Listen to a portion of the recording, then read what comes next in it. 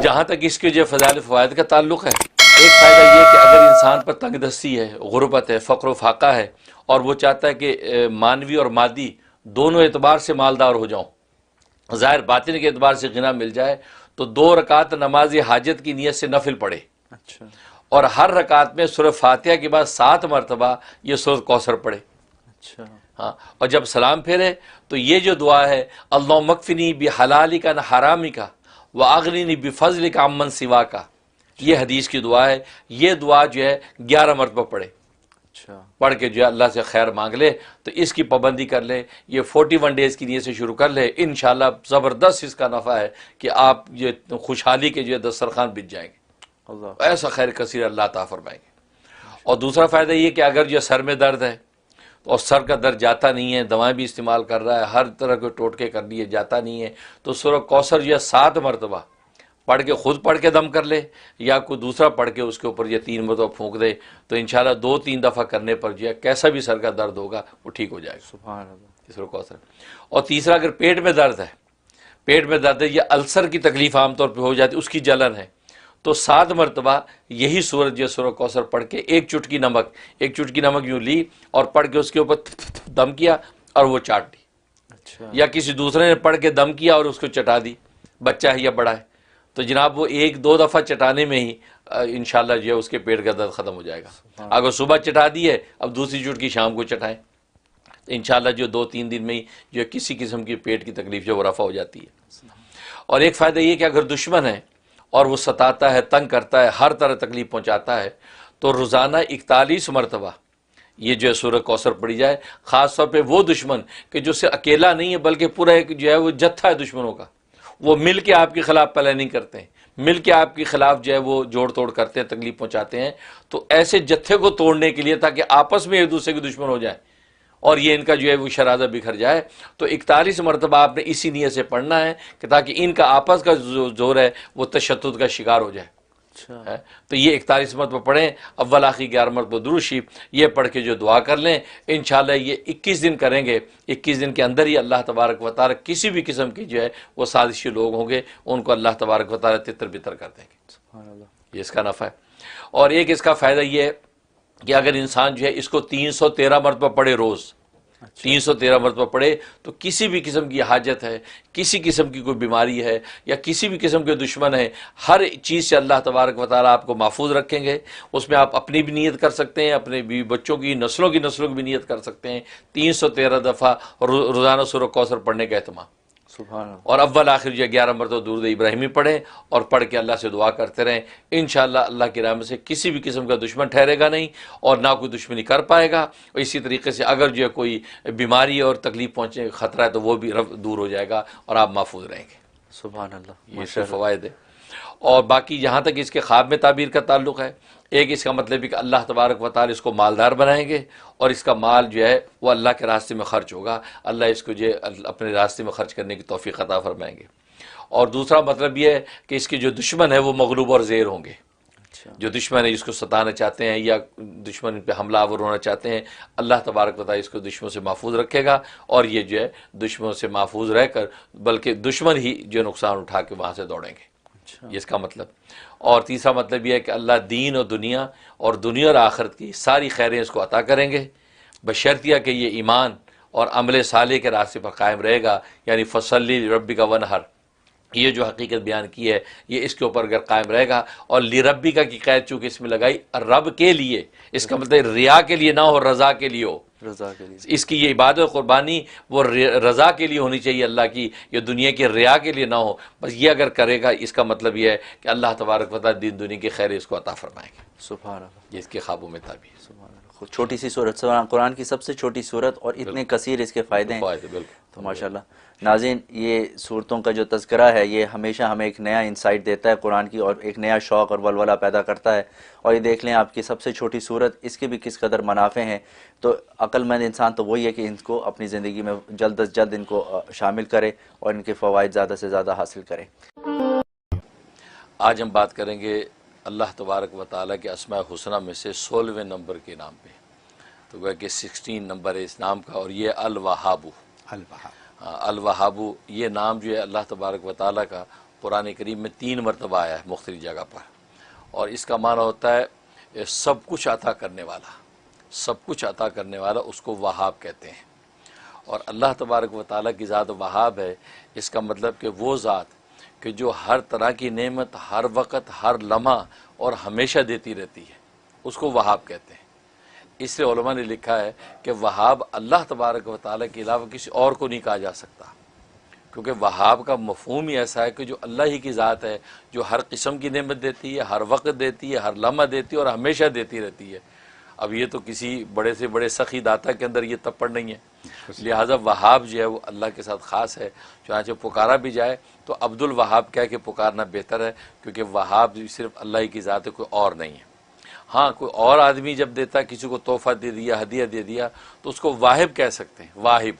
अच्छा। हाँ, वाव अलिफ और 2 चश्मी हा और बा, तो वाहिब उसको कहना जायज़ है गैरुल्लाह को, लेकिन जो गैरुल्लाह का वहाब नहीं कहना चाहिए, क्योंकि वहाब सिर्फ अल्लाह की ज़ात है। चुनांचे अल्लाह ने हर तरह की जिस्मानी, रूहानी, मादी, मानवी, ज़ाहिरी, बातनी हर तरह की नेमतें कायनात में फैला रखी हैं, और ये शान सिर्फ अल्लाह तबारक व तआला को हासिल है। जहाँ तक इसके फ़ज़ाइल व फ़वाइद का ताल्लुक़ है, सबसे बड़ा एक फ़ायदा यह है कि अगर आप मुस्ताजब दावत बनना चाहते हैं कि अल्लाह मेरी दुआएं कबूल किया करें, तो इसकी बड़ी तासीर है इस नाम में।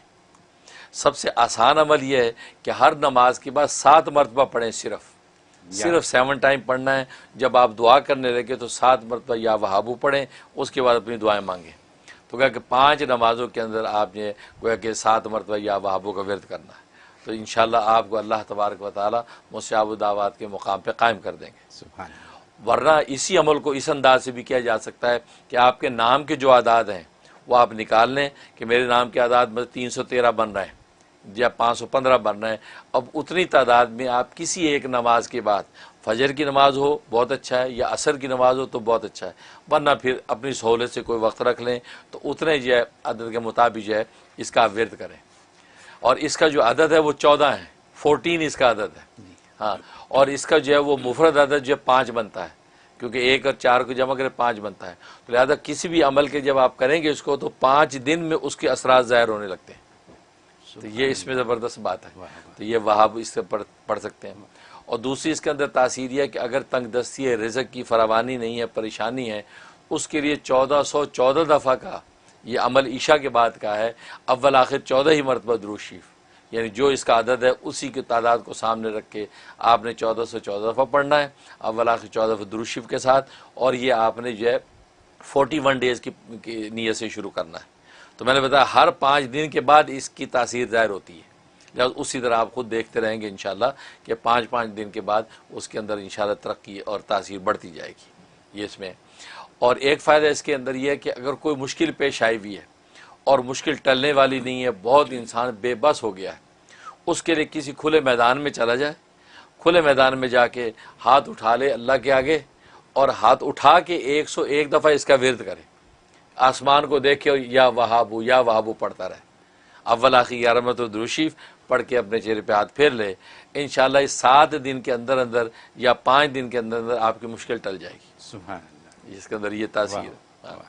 और एक तासीर इसकी है कि अगर जो है वो इंसान के औलाद का मसला है, औलाद नहीं है, चाहता है कि अल्लाह तबारक व तआला हर तरह की औलाद दे, बेटे भी दे, बेटियां भी दे, तो ये या वहाबों का जो अमल है वो बीवी अपने नाम के अदद के एतबार से कर ले या 313 दफ़ा कर ले। तो इसका विर्द करके ईशा के बाद पानी भी दम करें, मियाँ बीवी दोनों आधा आधा पानी पी लें, उससे होगा कि इंशाअल्लाह अल्लाह की रहमत हो जाएगी। और 90 डेज़ की नीयत से अमल शुरू रखें, इंशाअल्लाह अल्लाह की रहमत से अल्लाह जो है औलाद नरीना अता फरमाएंगे और वो साहिब औलाद हो जाएंगे। ये इसकी या वहाब की तासीर है। और अगर एक आदमी कसरत से इसका विर्द रखे, चलते फिरते उठते बैठते या वहाबू, तो फिर तो समझे कि उसको इस दुनिया की किसी नेमत की कमी नहीं होगी। फ़राइज़ व वाजिबात के अलावा जब भी याद है या वहाबू का विर्द रखे, तो ये ऐसी इसमें तासीर है कि ये नाम जब अपना इजलाल कर लेता है और अल्लाह की ख़ास नज़र करम हो जाती है, तो फिर समझो कि इस बंदे की ज़िंदगी राहत ही राहत है। फिर इसको कोई कमी होने वाली नहीं है। ये इतनी ताकत है इस नाम के अंदर। और मैंने बताया कि हर 5 दिन के बाद जो है आप ज़रूर उसके अंदर तब्दीली महसूस करेंगे। अच्छा, बस औक़ात लोग कहते 5 दिन हो गए हमें तो पता ही नहीं चला, वो आपको नहीं पता चला, लेकिन तब्दीली अपना काम कर रही है। क्योंकि बस औक़ात इंसान की रूह के ऊपर कसाफत होती है, गंदगी होती है, तो कसाफत साफ लगने में टाइम लग जाता है। जैसे मैले कपड़े पे खुशबू छिड़कें तो वैसी खुशबू नहीं फूटती जैसे जो उजले धुले पे होती है। इसका मतलब अल्लाह पहले रूह को उजला धुला करते हैं उस नाम की बरकत से, अब जब वो मुज़क्का हो जाती, अब ये नाम जो है वो अपनी खुशबू को ज़ाहिर करता है। तो इसलिए नाज़रीन उसमें भी परेशान ना हुआ करें कि ये हो गया, अभी तो कुछ भी नहीं हुआ। नहीं, वो हो रहा है, क्योंकि अल्लाह का नाम है, वो असर कैसे ना करे। अब शहद का लफ्ज़ बोले तो मुंह मीठा हो जाता है, लीमू बोले तो मुंह में पानी आ जाता है। तो ये दुनिया की मामूली चीज़ें अब इतना असर रखती हैं कि नाम लो तो मुंह में पानी आए। तो अल्लाह का नाम असर नहीं कर रहा है। हमारी रूह का जो ताल्लुक़ अल्लाह से, उसमें कमी है असल में, वो उसकी सफाई हो रही है। वो जब शफाफ आईना हो जाएगा, अब चेहरा आपको साफ नजर आएगा, गोया कि अब उसकी तासीर ज़ाहिर होगी। तो ये इसके अंदर ज़बरदस्त तासीर।